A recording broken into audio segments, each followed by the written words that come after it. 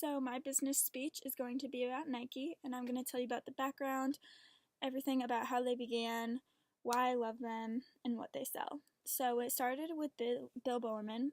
He was born in Portland, Oregon. He fought in World War II, and he is Nike's original inventor.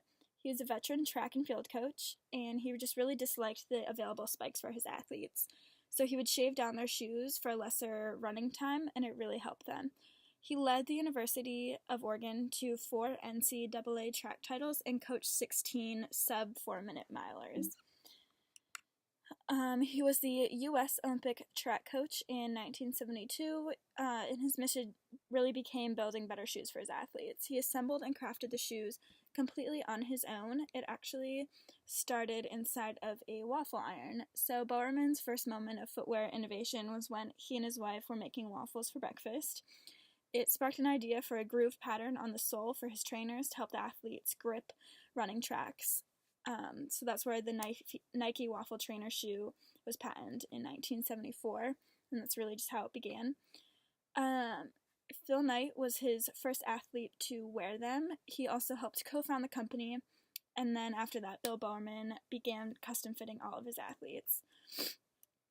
So the brand began in 1964, and it was actually called Blue Ribbon Sports. They initially operated as a distributor for a Japanese shoemaker, and they were founded with just $1,200 in the bank, which at the time was worth more than it is now, but that's still not very much to be creating this whole company with. That would soon one day be a multi-million-dollar company. So he started the relationship with Onitsuka in 1964. He thought a less expensive Japanese shoe would perform just as well.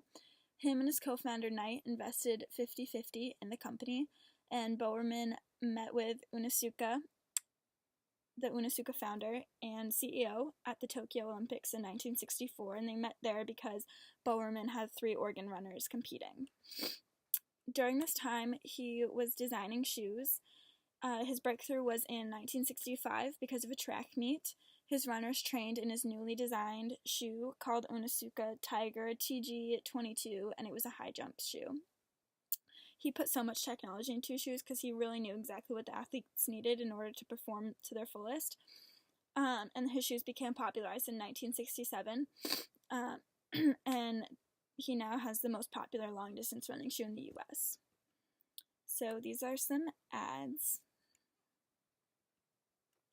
The first retail location was in Santa Monica, California in 1966, and this relationship ended in 1971 with Blue Ribbon Sports, so after that everything was just Nike.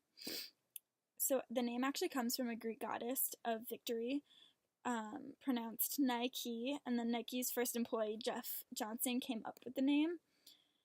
And then the Nike swoosh was actually designed by a Portland State University student, Carolyn Davison, for just $35, which was about $200 in today's currency. Later, she was given stock that is now worth more than $640,000.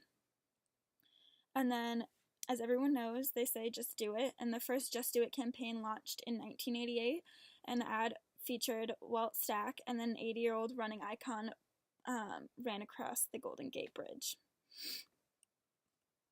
So the products that they sell are men and women's apparel, shoes. They also have a lot of sports technology. And then they also sponsor a lot of really well-known athletes, and not even just athletes. They're also sponsored for the NFL and huge teams, and they're also sponsors just across the world, definitely not just in the U.S. Personally, I think their secrets to success are, one, who they sponsor, because they sponsor such a wide variety of people and teams. All of their history that they have, they're really loved and very well known, and I think their customer base is very true to Nike. Like, I know me personally, I just love purchasing Nike because I love the brand. So they have a lot of loyal customers. Their logo is really recognizable. Anybody can see the Nike swoosh and know that it's Nike without it having the name below.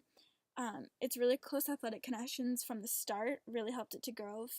If Bill didn't have those athletes really promote his products in actual track meets, they probably wouldn't be where they are today.